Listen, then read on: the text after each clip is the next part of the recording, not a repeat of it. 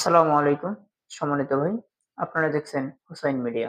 আমি আজকে আপনাদের সামনে যে বিষয়টা নিয়ে কথা বলবো যে শিশু বাচ্চা অতিরিক্ত কান্নাকাটি করে দিনে ও রাতে কেন? কারণ কি? আজকে আমরা এ বিষয়ে বিস্তারিত জানবো। তো ভাই মূল আলোচনায় যাওয়ার আগে একটি কথা না বলে নয়, যদি আপনি আমার চ্যানেলে নতুন সদস্য হয়ে থাকেন তাহলে সাবস্ক্রাইব করে নোটিফিকেশন অল করে দিবেন। কারণ আমি জিন ও জাদুর চিকিৎসা সম্পর্কে প্রতিনিয়ত একটি করে ভিডিও আপলোড দিয়ে থাকি। তো চলুন আর বেশি কথা না বাড়িয়ে মূল আলোচনায় যাওয়া যাক।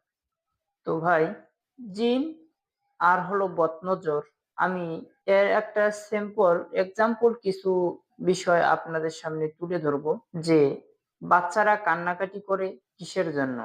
তো ভাই আজকে যেহেতু আমার বিষয় হচ্ছে যে শিশু বাচ্চা কান্নাকাটি করে দিনে ও রাতে অতিরিক্ত কারণটা কি? তো দেখেন, শিশু বাচ্চা কান্নাকাটি করার মূলত ৩ টা কারণ আছে। কারণ ৩ টা। ১ম কারণ হচ্ছে যে বাচ্চার যদি কোনো ভিতরে সমস্যা হয়ে থাকে, পেট খারাপ বা গ্যাস চাপ দেয় বা কোনো অসুস্থতায় জড়িত হয় বাচ্চাটা, যদি কোনো অসুস্থতা দেখা যায় তার ভিতরে, তাহলে বাচ্চা কান্নাকাটি করে। যদি ডাক্তার আর রোগ ধরা না পড়ে, তাহলে যে কাজটা করতে হবে আপনাকে, ডাক্তার ডাক্তারের কাছে ঘোরাঘুরি না করে তাৎক্ষণিক যে কাজটা করবেন, কোনো একজন হুজুর বা কোনো একজন কবিরাজ যারা কোরআনী প্রক্রিয়ায় কবিরাজি করে আমার মতো প্রফেশনালি, তাদের শরণাপন্ন হবেন। কেননা একটা বাচ্চাকে আমরা যতটুকু জানি যে একটা জিন আছে শিশু বাচ্চাকে আক্রমণ করে, সেই জিনটার নাম হচ্ছে আরওয়াহ নামক জিন। এই জিন শিশু বাচ্চাদেরকে বিশেষ করে দেখলেই তার সাথে দুষ্টামি করে, বিভিন্নভাবে বাচ্চাটাকে ডিস্টার্ব দেয়, বাচ্চাটার সাথে খেলা করার চেষ্টা করে, বাচ্চাকে ভয় দেখায়, বিভিন্নভাবে বাচ্চাটাকে মানে শান্তিতে থাকতে দেয় না, অত্যাচার করে বাচ্চার উপরে। অর্থাৎ সে তো বলতে পারে না। এজন্য সে কান্না করার ফলে সে তাকে আরো বেশি চাপটা দেওয়া হয়। অর্থাৎ যে জিনিসটা আমরা দেখি, যদি কোনো সময় বাচ্চা কান্নাকাটি করার সময় উপর দিকে বেশি পরিমাণে তাকিয়ে কান্নাকাটি করতেছে বা কোনো সময়ের জন্য যদি মনে হয় যে বাচ্চা আপনার চোখ বুজে কান্নাকাটি করতেছে, বা আবার যদি এরকম কোনো সময়ের জন্য মনে হচ্ছে যে বাচ্চা আপনার কান্না করতেছে, চোখ লাল হয়ে গেছে, যদি এরকম কোনো সময়ের জন্য মনে হয়, তাহলে মনে করবেন এটা দুষ্টু জিনের নজরে লেগেছে। তো বিশেষ করে এই সমস্ত কারণ যদি বাচ্চার দেখেন, তাহলে বিশেষভাবে মনে করে নিতে হবে যে এটা দুষ্টু জিনের কবলে আমার বাচ্চা পড়ে গেছে। এইজন্য এই জিন বারবার আমার বাচ্চাটাকে ডিস্টার্ব দিচ্ছে। এজন্য আপনাকে যে কাজটা করতে হবে, কোন একজন আলেম কবিরাজের কাছে গিয়ে এটার সমাধান নিতে হবে। যে বাচ্চা অনেক সময় সাজান, নতুন পোশাক-আশাক পরান, সুন্দর করে বাচ্চাটাকে সাজান, বাহিরে নিয়ে যান। সেক্ষেত্রে মানুষকে দেখান বা আপনারা নিজেও দেখেন, বাপ-মা যারা আছেন এটার জন্য খুব সতর্ক থাকবেন।